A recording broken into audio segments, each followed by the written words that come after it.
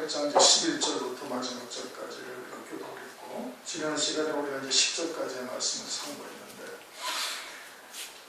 7절 말씀이 무엇을 의미하는지 우리가 다시 한번 잘 깨달았습니다. 그렇죠? 그러니까 이게 개업식 하는 집에 현판으로 갖다 줘야 할 말씀이 절대 그런 것이 아니에요. 그런 것이 아닌데, 아주 그냥 뭐 장사만 시작했다, 사업만 시작했다면 그냥 갖다 이거 갖다 걸어다 주고서 부자 되기를 바라는 이런 것이 오늘날의 신앙의 현실인 겁니다. 그게 빌닷의 신앙이고, 그리고 오늘도 이런 신앙을 우리가 아주 뭐 허다하게 보고 있는 거예요. 그러니까 이제 그러한 내 시작은 미약하였으나 내 나중은 심히 창대하리라는 말씀을 액자로 만들어가지고 그냥 가는 데마다 다 붙여주는 일이 그런 겁니다. 그리고서 이제 8절부터 10절까지는 유전과 전통을 기억하라 이런 것이거든요. 열조들에게서 배우라. 유전과 전통을 배우라. 유전과 전통, 그러니까 오늘날도 말하면은 이제 뭐 교리나 기타 등등 이제 예전부터 쭉 내려오던 그와 같은 이제 전통적인 방식, 뭐 이제 이런 것을 늘 기억하라는 건데, 그것이 하나님의 말씀보다 우선일 수는 절대 없는 겁니다. 아무리 선조들이 많이 그와 같은 신앙의 경험을 가지고 이야기한다 할지라도 하나님의 말씀이 더 우선돼야 되는 것이죠. 하나님의 말씀을 믿어야 되는 건데, 빌닷과 같은 신앙은 그런 장로들의 유전 같은 것들을 더 우선시하고 있다, 이제 이런 내용이죠. 11절, 왕골이 진콜이 아니고 나겠으며 갈대가 물 없이 자라겠느냐. 왕골이나 갈대나 다 비슷비슷한 식물이에요. 이 식물은 뭐 산이나 골짜기나 이런 데서는 절대 자랄 수가 없는 겁니다. 그냥 항상 물이 있는 늪이나 연못이나 이제 이런 데, 물가에 물이 항상 촉촉하게 있는 이런 데서만 자라는데, 그 자라는 것도 아주 엄청 빨리 자라고, 이제 그 다음 절에 나오지만 12절, 이런 것은 풀으로도 아직 뵐 때가 되기 전에 다른 분보다 일찍 마르리라. 그렇게 다른 것들은 추수 때가 되어져서 이제 물을 빼고 뭐 이제 이렇게 하죠. 이제 밭에 농사를 지을 때도 추수가 임박하게 되어지면은 대충 물을 다 뺍니다. 그렇죠? 뭐 그러다 이제 또 비가 한 번씩 오기도 하게 하는 것이 또 좋은 일이기도 하지만, 이게 이것은 이제 엿물어서 이제 추수할 때가 되면 물을 빼기도 하고 그러는데, 이것은 아예 물도 빼기도 전에 그냥 다 말라버린다 이겁니다. 그렇게 가을철 되면은 그 뭐 왕골이나 갈대 같은 데 있는 거면 그냥 미리 그냥 노랗게 다 물이 빠져버리고 말라버리는 것이죠. 일찍 마른다. 다른 것은 다 푸르름을 유지하고 있어도 그냥 말라버리는 것이죠. 그것이 뭐와 같으냐? 하나님을 잊어버리는 자의 길이 다 이러하다 이겁니다. 하나님을 잊어버리는 자의 길이 다 이와 같고, 누구를 지금 말하는 거예요? 욥을 두고 지금 하는 말이에요. 욥이 일찍 망했다 이겁니다. 왜 일찍 망했어요? 하나님의 은혜를 잊어버리고서 살았다 이거예요. 하나님의 은혜를 잃어버리지 않냐면 늘 물이 쭉 있어서 끝까지 갈 건데, 그런데 하나님을 잊어버리는 자와 같아가지고서는 그냥 물도 추수하기도 전에 그냥 다 말라버리고 속이 텅텅 비어고 누렇게 다 말라버리는 이와 같은 상황이 되었음을 지금 말하고 있는 거예요. 지금 욥을 두고 하는 말이에요. 욥을 두고. 그러면서 사복한 자의 소망은 없어지.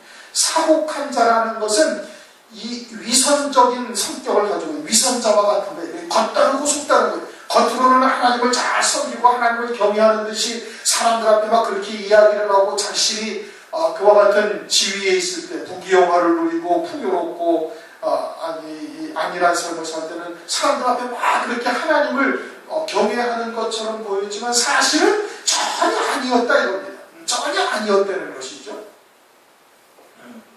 그런데 실제는 이 말을 하고 있는 빌닷의 신앙이 그런 겁니다. 사실은 빌닷의 신앙이 그러고, 빌닷은 지금 그래서 너희들이 욥이 망한 것이 뭐 때문이다? 죄 때문이다 이것이고, 자기들은 죄가 없으니까 하나님을 잘 섬기고 경외하므로 죄가 없으니까 하나님께서 이와 같은 복을 주시고, 그리고 계속해서 하나님을 잘 섬기고 있다. 그 증거가 이 복을 받고 편안하고 안락한 삶을 사는 것이 그 증거다 이겁니다. 그러면서 신앙이 어떻게 변질이 되냐면, 편안하고 안일한 삶을 누리기 위해서, 안락한 삶을 누리기 위해서 하나님을 경외하는 거예요. 그래가지고 이게 신앙의 본질이 바뀐 겁니다. 본질이 바뀐 거예요. 지금 빌닷의 신앙은 신앙의 본질이 바뀌었고, 사실은 자기의 모습이 지금 그러하다라는 것을 말하고 있는데, 이 말이 자기에게 해당되어지는 내용인 줄을 전혀 본인은 깨닫지 못하고 있는 거예요. 사실은 빌닷이 그와 같이 율법적 신앙이고 종의 신앙이어서 하나님의 말씀을 잘 지켜 행하면은 이 땅에서 장수하고 이 땅에서 부귀영화를 누리리라는 그와 같은 것을 소망하면서 하나님을 섬겼거든요. 그리고 그와 같은 결과가 이루어지기도 하고, 그러니까 이제는 그것을 위해서 하나님을 섬기고 있는 겁니다. 오늘날 교회도 예수님께서 요한복음 2장을 보면은 장사하는 집이라고 말씀하셨어요. 그렇죠? 처음부터 장사하러 하나님하고 거래했던 거 아니에요. 마태복음 21장이라는 강도의 구별이다 이렇게 말씀합니다. 이제 장사하는 집에서 더 넘어가가지고 나중에는 어떻게 돼? 강도의 구별이 되는 거예요. 그러니까 하나님을 섬기는 것이 목적이 하나님을 처음에는 하나님이 구원에 감사해서 우리에게 베풀어 주신 은혜가 감사해서 하나님을 섬겼는데, 경외했는데, 그런데 그렇게 하면서 하나님의 말씀을 지켜 행하니 이 땅에서 복을 주고 부귀영화를 누리게 하고 장수하게 하는 그와 같은 것을 상급적인 것으로 받는 것이 이제 소망이 되어져, 이제는 그것을 위해서 신앙생활을 하는 자로 바뀌어진 거예요. 그러니까 주님께서 오셔가지고 장사하는 집이라고 책망을 하시고, 나중에는 아주 강도의 구렬이 되었다. 하나님께서 막 그냥 하나님한테 막 어거지로 빼앗는 그와 같은 강도의 구렬로 바뀌었다고 말씀을 하고 있는 겁니다. 그러한 자들은 사실은 이처럼 배기 전에, 추수하기 전에 하나님께서 다 마르게 하신다 이런 뜻이거든요. 사실은 본인들에게. 그러나 또 때로는 악한 자들의 형통함을 하나님께서 죽을 때까지도 두시는 경우가 있어요. 왜 그래요? 하나님의 뜻을 이루기 위해서 그러는 겁니다. 그러니 형통함과 곤고함을 하나님께서 병행하게 해서 사람으로 하여금 그 앞일을 판단하지 못하게 하신 거예요. 함부로 예단할 수가 없게 하나님께서 하신 것이죠. 그래서 사곡한 자의 소망은 없어지니 하늘나라의 소망은 완전히 없어지는 겁니다. 그처럼 장사하는 집이 되고 강도의 구리로 변질된 빌닷과 같은 신앙이 되어지면 장차 하나님 나라에 아무것도 남아있지 않냐는 거예요. 금이 있는 것이 끊어지고 의지하는 것이 거미줄 같은 점. 욥에 대해서 지금 빌닷이 얘기를 하고 있는 겁니다. 욥에 대해서 거미줄 같다 이거예요. 믿는 것을 다 하나님께서 거두어 가신 것이다 이거예요. 네가 욥이 네가 지금 세상에 그런 쌓아놓은 부귀영화 그와 같은 것을 의지하고 있던 것이 아니었나 이거예요. 자기들의 모습을 보지 못하고 정죄 비판하는 것으로 하나님의 말씀을 갖다가 가지고 잣대를 지금 삼고 있는 것이죠. 하나님께서는 로마서 14장에 보면 비판하지 말라. 서고 넘어지는 것이 제 주인에게 있다 이거죠. 연약한 자는 채소를 먹고 장성한 자는 단단한 음식을 먹을 수가 있는 것이. 그러나 상대방의 신앙을 분별을 하되 비판하지는 않아요. 그런데 비판은 누가요? 신앙이 어린 자들이 주로 비판하는 거예요. 자기 자체로 다 판단해버리는 거예요. 신앙이 성숙되지고 또 장성한 분량이 이러면 함부로 판단하는 것이 아니에요. 그러지 않죠. 그러니까 신앙이 어린 자, 아직도 말씀의 초보, 젖먹이와 같은 신앙들이 그냥 성도를 갖다 난도질을 하고 여러 가지 잣대로 하는 것이죠. 지금 빌닷의 신앙이 그런 그 믿는 것이 끊어지고 그 의지하는 것이 거미줄 같은 점. 다 날아갔다 이겁니다. 거미줄이라는 것은 거미가 집을 짓잖아요. 그렇죠? 집을 짓는 마치 그와 같다 이거는. 그러나 그거 빗자루로 한번 휘저으면 어떻게 돼? 그냥 사라지는 거예요. 하나님께서 한번 훅 불어버리시면 그냥 날아간다 이겁니다. 욥에게 지금 그와 같은 일이 벌어진 것이 아니겠느냐. 그 집을 의지할지라도 집이 서지 못하고 굳게 잡아도 집이 보존되지 못하여. 네가 아무리 그것을 끌어안고 그것으로 승승장구하듯이 평생을 갖다가 그렇게 산다 할지라도 그것을 네가 보존한다고 될 일이 아니다 이겁니다. 하나님께서 빗자루로 한번 휘저어버리면은 그냥 거미줄이 쑥 걷듯이 그렇게 되어질 것이다.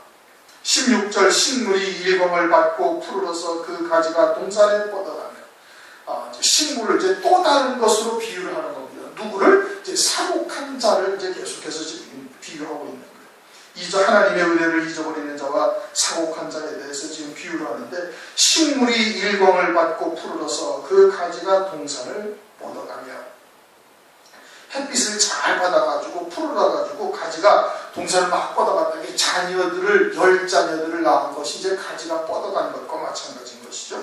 그리고 그 뿌리가 돌무더기에 서리어서 돌 가운데로 들어갔을지라도, 그거 좀 말씀이 어렵죠. 돌무더기에 서리어서 돌 가운데로 들어갔다라는 것은 뿌리가 큰 바위덩어리 같은 돌 같은 걸 확 감싸 안아가지고 땅속 깊이 뿌리를 내렸다 이겁니다. 그 돌 가운데 내려가서 뿌리가 쫙 내렸어요. 그러면은 바람이 불어도 넘어져야 안 넘어지? 안 넘어지는 겁니다. 그렇죠? 돌을 끌어안고 바닥에 깊이 뿌리를 내렸으니 그와 같은 이 식물이 바람에 휩쓸려 날아가야 안 날아간다 이겁니다. 욥이 스스로 생각하기를 세상에서 많은 것을 쌓아놓고 존귀와 영광을 얻고 있고, 그러니까 그와 같은 것이 돌을 감싸는 것처럼 뿌리를 푹 내려가지고 있는 것 같이 되어져서 전혀 망하지 아니하리라고 스스로 생각을 할 수도 있다 이겁니다. 지금 빌닷에 보는 시각에서 욥을 그렇게 바라보고 있는 것이. 그런데 그곳에서 뽑히면 그 자리도 모르는 채 하고 이르기를 내가 너를 보지 못하였다 하니. 그런데 그 자리에서 뽑히게 되어지면 마치 거미줄 같으니까 하나님께서 빗자루 한번 빗자루질로 한번 휙 해버리면 그냥 사라져버리는 것인데, 그러니까 그렇게 해서 뽑혀버리면 사람들도 이르기를 내가 너를 보지 못하, 그 자리도 아직 모른다 이겁니다. 사람들도 그 나무가 서 있던지 그 나무가 서 있던 자리를 기억조차 하지 못하는 것이, 그리고는 그 자리에 다른 사람이 흙에서 다른 것이 쓰게 되면 그거를 주목하지 이전에 있던 사람들을 기억하지 못한다. 욥이 아무리 훌륭하고 또 사람들한테 존경을 받고 그런다 할지라도 너는 사국한 자가 아니냐. 하나님 앞에 죄를 지었는데도 회개할 것이 없다고 그러고, 그러면서 자기는 무엇 때문에 이런 일을 당하는지 알 수가 없는 거고, 그렇게 지금 항변을 하고 있으니까 죄로 인해서 그런 것이 아니라고 항변을 하고 있는데, 그런 너는 그렇게 뽑히게 되어지면 그러면 사람들이 너를 기억조차 하지 못한다. 그의 희락은 이와 같고 잠시 잠깐 누리다가 사라질 것이다 이겁니다. 창졸간에 망하리라 이겁니다. 그리고선 다른 것이 그래서 다른 것이 거기서 나오면 사람들이 그것을 주시하지 그 이전에 있던 돌을 끌어안아서 땅에다가 뿌리를 깊이 내리고 있던 그와 같은 것들을 기억하지 아니한다. 20절 하나님은 순전한 사람을 버리지 아니하시고 악한 자를 붙들어 주지 아니하신다. 하나님은 순전한 사람을 버리지 아니하신다. 네가 혹여라도 지금이라도 회개하고 돌이켜 하나님 앞에 순전함을 보이게 되어진다면 하나님께서 다시 회복시켜 주실 것이다. 그래서 네 웃음이 네 입에서 즐거울수록 네 입술에 채우게 되어질 것을 지금 말하고 있는 거예요. 그러면은 빌닷은 자기는 순전하다는 거예요? 순전하지 않다는 거예요? 자기는 순전하고 욥은 순전하지 못하고 아주 위선자다 이겁니다. 위선자다 이겁니다. 하나님의 은혜를 아주 잊어버리는 자다 이겁니다. 그런데 빌닷은 지금 자기는 순전하다. 그래서 자기들은 지금 이렇게 평안하고 그리고 풍요로운 삶을 살고 있는 것이고, 너는 창졸간에 망한 이유가 네가 순전치가 못하기 때문에 그러다. 지금 그렇게 이야기를 하고 있는 겁니다. 그러면 오늘날 주님이 오셨을 때와 같은 교회들의 모습이 오늘날 그대로 보여지고 있는 거거든요. 주님이 재림하실 때 인자 가운데 세상에서 믿음을 보겠느냐 그렇게 말씀하셨죠. 주님이 초림하셨을 때 불과 120여 명도밖에 성령을 받지 아니했어요. 그 많은 대제사장들과 서기관들과 사두개인들, 바리새인들이 수도 없이 많이 있었지만 아무도 주님을 초림할 때 영접지 아니하신 거예요. 그러면서 그들은 시대의 표적도 보지 못하고 그리고서는 하나님의 말씀을 믿는 믿음도 전혀 아니었던 것이죠. 그럼 마지막 때도 또 그렇게 되어질 것을 주님께서 우리에게 영적으로 초림이 그와 같은 재림의 때를 계시를 해주고 있는 겁니다. 그러면서 성전에서 주님께서 그와 같이 장사에 하는 집이다, 강도의 부림이다, 아주 어마어마하게 책망을 하셨거든요. 그런데 자기들은 지금 어떠하다는 거예요? 자기들은 순전하다라고 생각을 하고 있는 거예요. 자기들은 진리 가운데 있다라고 생각을 하고 있었던 거예요. 누가? 예수님 당시에 바리새인들과 사두개인들, 유대 사회의 주류를 이루고 있던 그들이 그렇게 생각을 했던 겁니다. 그런데 실상은 그래요? 아닌 거예요. 그리고서는 욥과 같이 고난을 당하는 자, 또 하나님의 뜻이 있어서 그를 갖다가 잠시 어려운 가운데 두신 자들을 갖다가 전부 다 저주하고 비판하고 정죄하고 그랬던 것이고, 오늘날도 어때요? 오늘날도 똑같은 겁니다.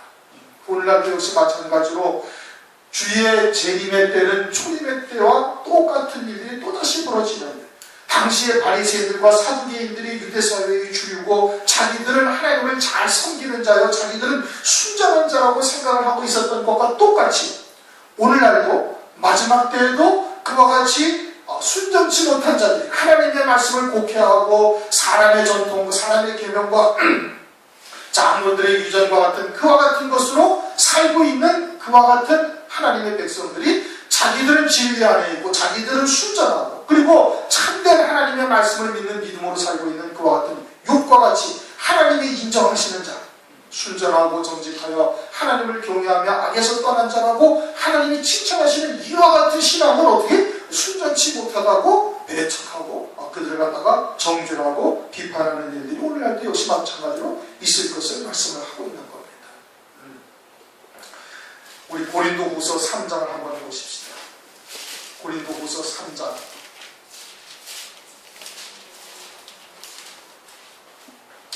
13절부터 한번 읽습니다. 고린도후서 3장 13절.